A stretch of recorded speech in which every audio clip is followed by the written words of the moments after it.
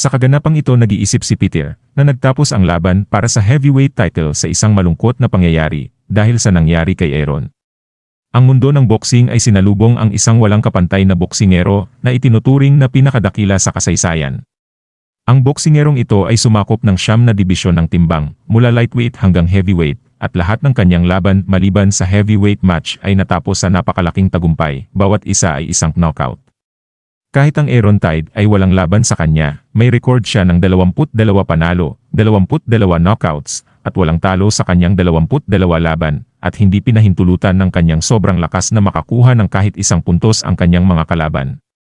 Tila isang supreme being ang isinilang, at kasabay nito, ang paglitaw ni Jay na ipinahayag niya ang kanyang hangarin na bumalik, at sa pagbalik niya noon, ginulo niya ang huling middleweight title match at nagpakita ng layuning maging isang interim champion na maaaring makalaban sa isang opisyal na title match laban kay Yu.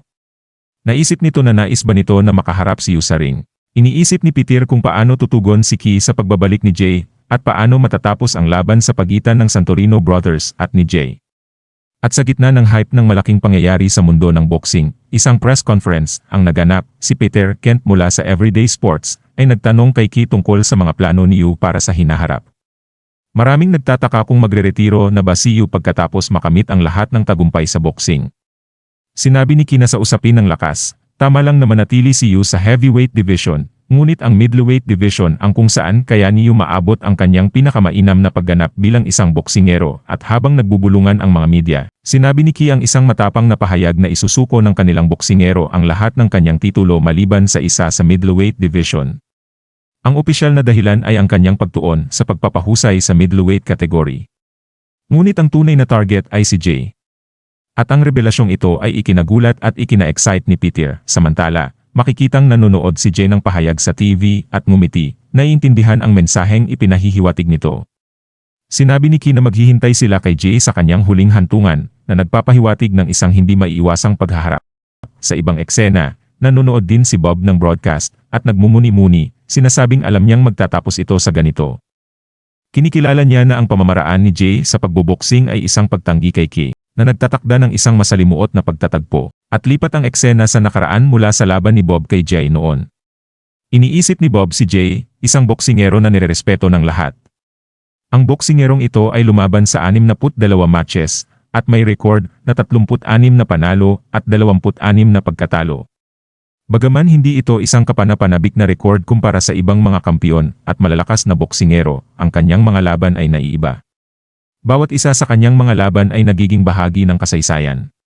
Palagi siyang tila nananalo laban sa pinakamalalakas na boksingero, ngunit nagkakaroon din ng matitinding laban sa mga baguhan na kakasimula pa lang. Ang kanyang mga laban ay nagdudulot ng isang kakaibang pakiramdam, isang bagay na mahirap ipaliwanag sa salita. Na hindi lang tungkol sa pagkapanalo o pagkatalo, kundi isang kakaibang damdamin na higit pa sa karaniwan. At sa isang panayam, tinanong ang dating kampiyon tungkol sa pahayag ni Jay na babalik siya sa mundo ng boxing. Ipinahayag ng dating kampiyon ang kanyang paghanga kay Jay, na tinawag siyang isang mahusay na boksingero.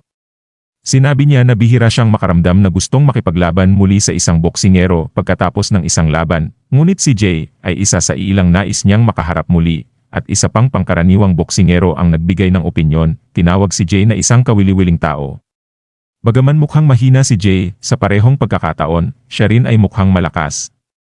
Subalit ipinunto rin niya na para kay Jay, walang importansya ang mga bagay na yon. At isang boksingero naman na kamakailan lang nakalaban ni Jay matapos ang kanyang pagbabalik ay nagsalita tungkol sa kanyang karanasan. Bagaman wala siyang pangalan sa mundo ng boxing, naramdaman niya na parang buong karera niya ay naghanda siya para sa laban na yon. Samantala, habang ipinapakita ang tagumpay ni Jay, naririnig ang mga announcers na nagsasabing tunay ngang nagbalik na si Jay. Samantala, iniisip naman ni Bob ang pagkikita nila ni Yu. Habang bulag sa tagumpay, inisip ni Bob na hindi alam ni Ki na ang pinakamatinding boksingero ay hindi sina Aaron o Yu. Sa loob ng ring, itinatago ng Diyos ng boxing ang kanyang tunay na anyo. Sa kasalukuyan, tinatalakay ng mga announcers ang mabilis na tagumpay ni Jay laban kina Okangka na nasa ika-7 pwesto at Antonio na nasa ika-3 pwesto matapos ang kanyang pagbabalik. Dahil dito, kwalipikado na si Jay para lumahok sa title match para sa Interim Middleweight Championship at handa na siyang harapin ang Interim Middleweight Champion na si Fabricio Santorino. Samantala, ang magkapatid na Santorino ay nagkomento na seryoso talaga si Jay sa kanyang layunin, subalit sinabi ni Fabrizio na, ayos lang ito dahil matagal-tagal na rin na nakaharap siya ng matinding laban, at sa araw ng laban, binanggit ng mga announcers na si Jay ay mas malakas kumpara sa dati matapos ang kanyang pagbabalik. Nagtatanong sila kung magagawa ba ni Jay na manalo sa laban na ito at makuha ang interim middleweight title at kung magkakaroon ba siya ng pagkakataon na makaharap si Yu. Binati na nga ng mga announcers ang lahat sa arena. Ipinahayag na sa wakas ay dumating na ang oras para sa pangunahing laban ng araw na iyon, ang laban para sa World Middleweight Interim Championship title.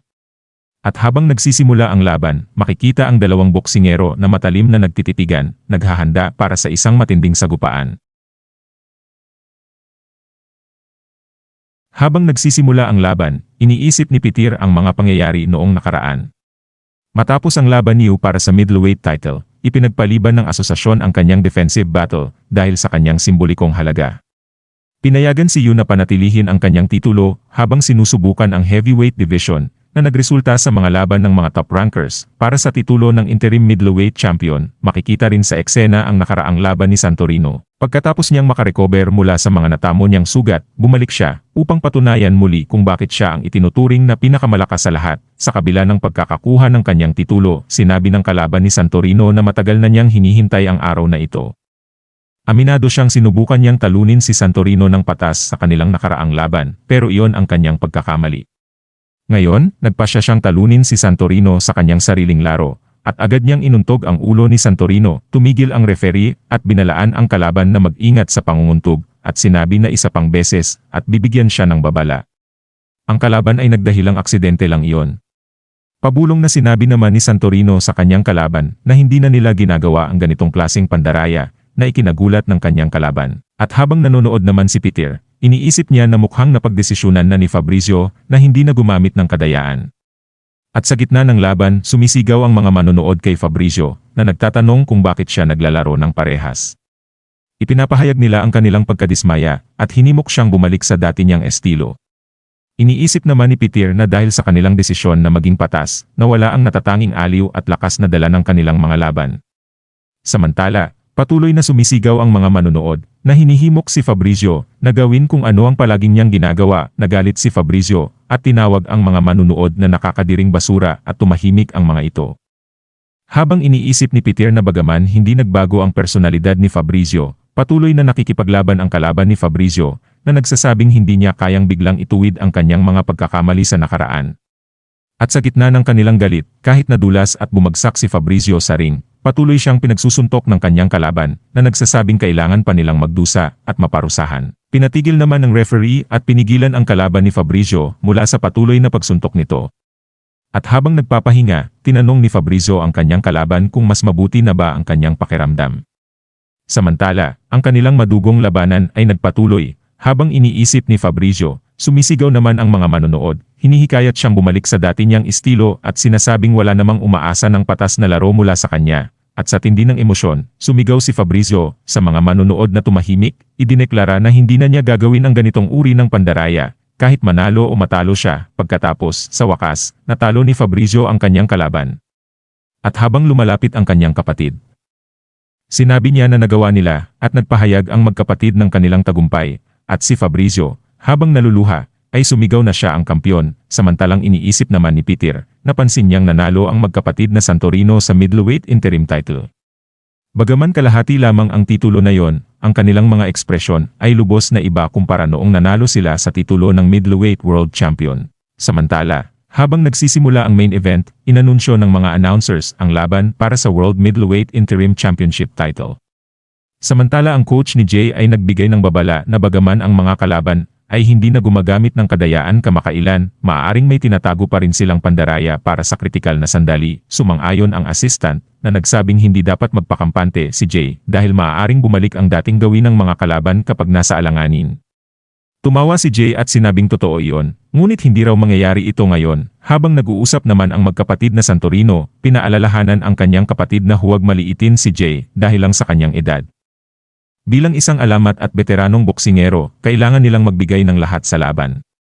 At sumang-ayon si Fabrizio at ngumiti, alam niyang ito ang pagkakataong magpakitang gilas laban sa isang kilalang kalaban, at habang nakaharap na kay Jay, iniisip ni Fabrizio na, bagaman nakakahiya sabihin ng malakas, matindi ang respeto niya kay Jay mula pa noon. Pero hindi niya hahayaang lumaban si Jay laban kay Yu, kahit parang mapagkunwari ito sa pagkakasabi niya, dahil para kay Fabrizio, ang pandaraya ay hindi tunay na boxing. At habang nag-iisip si Fabrizio, napagpasyahan niyang gagawin niya ang lahat ng kanyang makakaya para pigilan si Jay, kaya kahit nasanay hindi siya masamain ito. Pagkatapos, inanunsyo na nga ng mga announcers ang laban sa pagitan ni Jay at Fabrizio bilang isang kapalarang laban ng isang boksingero na nilinis na ang kanyang nakaraan at isang boksingero mula sa nakaraan. Tinanong nila kung alin sa dalawa ang magwawagi at makakaharap si Yu. At nang magsimula na nga ang laban, agad nagpakawala ng suntok si Jay na hindi nagawang naiwasan ni Fabrizio na ikinagulat ng lahat at nagpatumba kay Fabrizio sa ring. At dito na po natatapos ang yugtong ito. Maraming salamat po. Mag-like at subscribe para sa susunod na kabanata. Hanggang sa muli.